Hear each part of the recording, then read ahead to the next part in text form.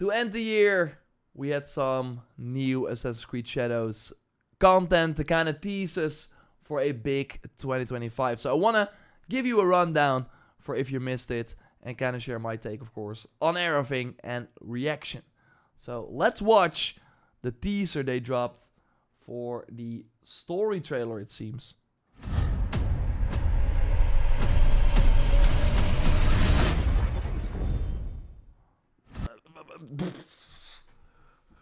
There was a lot in this, and it's like boom, boom, boom, boom, boom. It's like 5 seconds. It's 7 seconds. That's crazy. And like 2 seconds is the end screen. Of course, here we see Naoe's father give her the hidden blade.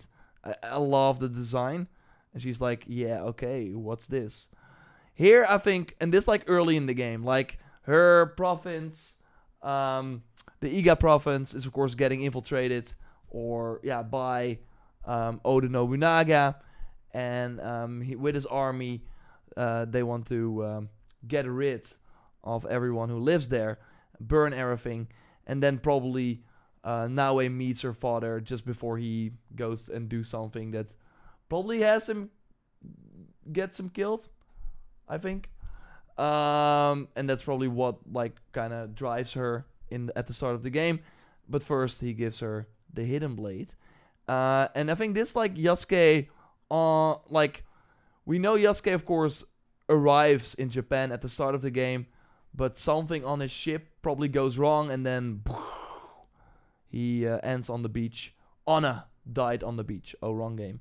But we see Yasuke, I think, arrive in Japan here. If we then move on, we see Oda Nobunaga, of course, with his cool blades. Is this Yasuke, or is this Naoe who's like there, or maybe it's someone else? But this is an interesting scene. I think this is like probably later in the game, but we don't really know what's happening here. But it's like in the dark. It might be his confrontation with him. Of course, Naoe wants revenge for for the sort of things that he has been doing at the start, where he's infiltrating the Iga province and kind of destroying everything. So it might be her, but it could also be someone else. It could also be Yasuke. Let me know in the comments or chat if you think who it is. But yeah, this is obviously Naoe using the hidden blade to open an awesome tomb. And this is awesome. We actually had this in Revelations, for example, as well. If we go here, we see Ezio walk up to it, use the hidden blade, bam, and then open the tomb. This was the Vlad the Impaler prison, and actually by completing the sort of parkour things here, you got like a new item. So it might be like an optional thing for Naoe that we can just find in the world. That would be awesome. And then there's some like assassin gear or something hidden behind it, or something else.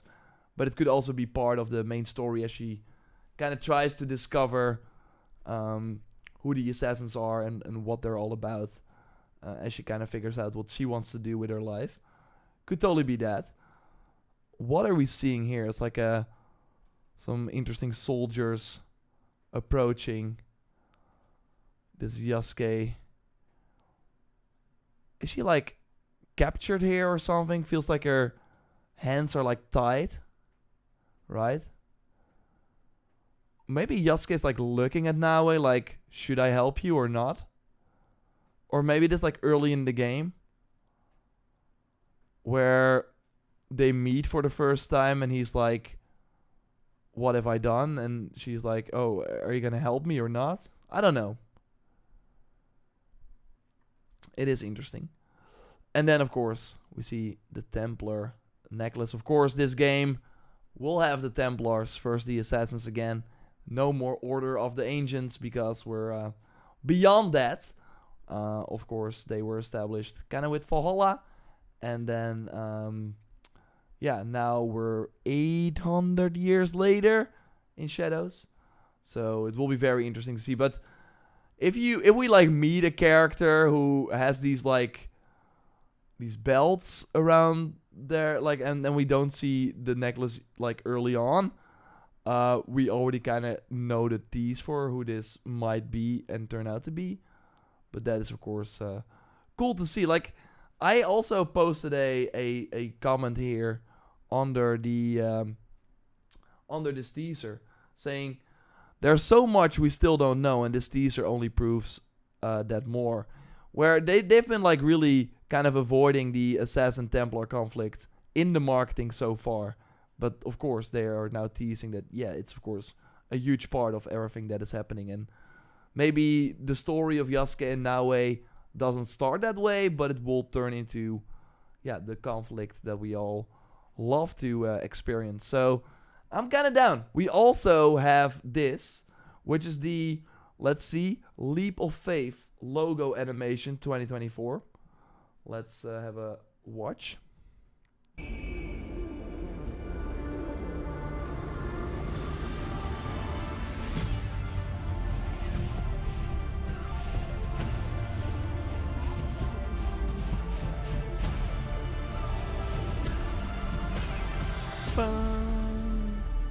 So this really feels like the Marvel Studios and PlayStation Studios has been doing it. Of course, other companies have been doing it more and more, where, yeah, you boot up a game or something for the first time, and then, or watch a movie for the first time, or like at the start of the movie, you see this, and it's kind of cool that it's like in chronological order, and we see that the like even Evelyn is there as the FIDA with the FIDA game Liberation, of course. So that's kind of cool. We are missing. I mean, they're of course only focused on. I was like, where's Rogue? But they're of course only focused on the assassins here. And we see like the canon characters too, with Cassandra and female A4, Basim, Naoe. Yeah, we of course know Yasuke won't be an assassin. And yeah, then we see Altair. Nice, awesome. So yeah, I like we see some comments here.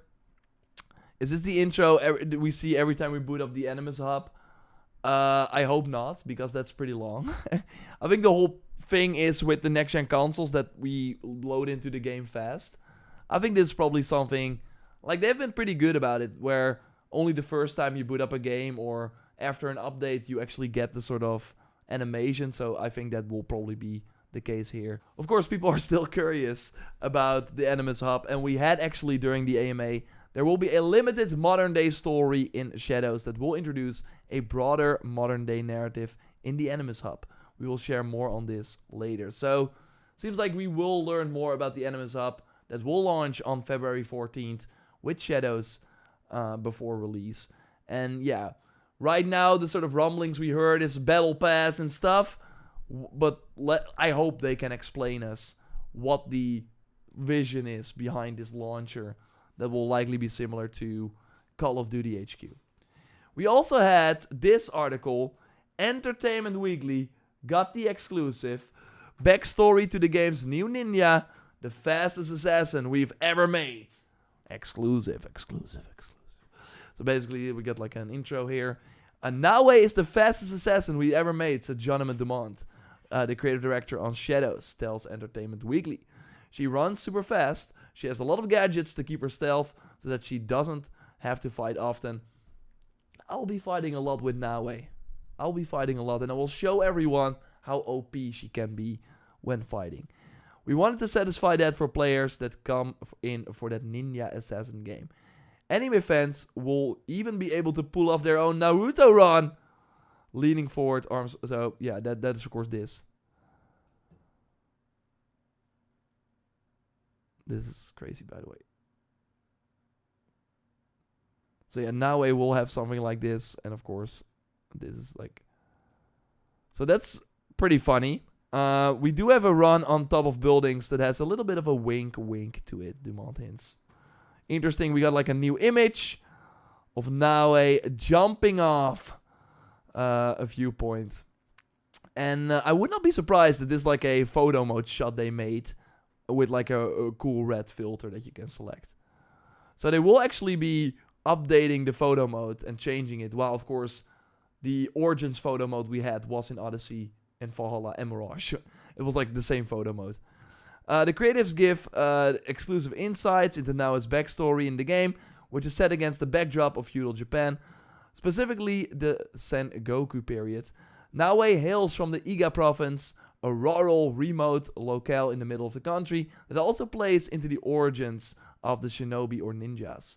While the narrative of Yasuke introduces players to the nobility of this era, Dumont says the creative team wanted to show the opposite with Naoe, the day-to-day, relatable, hard-working farm hands.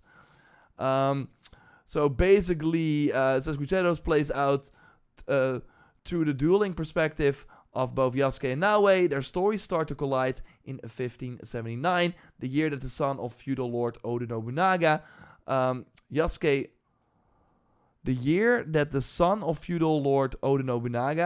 Yasuke serves, tries to, and fails. Okay, so basically, again, the son of Oda Nobunaga is in charge of the invasion of the Iga province, but they try and fail. Naoe was shielded by her father from what's happening in the world, and it comes crashing down, Dumont explained.